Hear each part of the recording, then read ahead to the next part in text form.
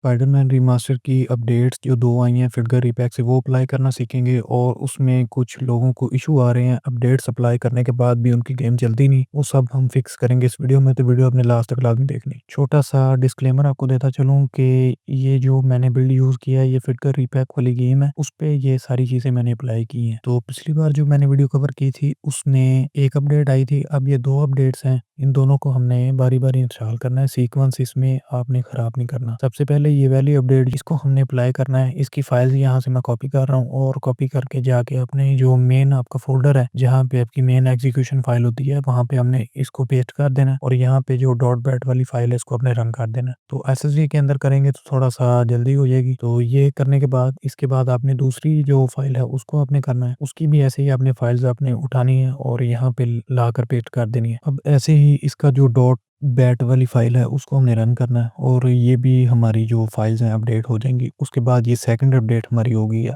No D वाला folder है, इसके अंदर आपने जाना है और यहाँ पे आपको यहाँ से जो एफटी वाला फ़ोल्डर है, इसकी फाइल्स उठा के आपने गेम के रूट फ़ोल्डर में आके पेस्ट कर देनी है। उसके बाद हम गेम को टेस्ट कर लेते हैं और ये आपके सामने है, गेम हमारी चल रही है। ये पहली बार थोड़ा-सा लोडिंग में थोड़ा-सा ज़्यादा टाइम लेती है एसएसडी के ऊपर भी, तो उसकी आपने टेंशन नहीं लेनी और ये आपके सामने गेम चल रही है, आप देख सकते हैं। तो इसके अलावा अगर आप GTA 5 एनहांस इंस्टॉल और अपडेट प्रोसेस देखना चाह रहे हैं, तो वो मैंने वीडियो कवर की है, वो आप देख सकते हैं, यहाँ पे शो हो रही है। Thank you.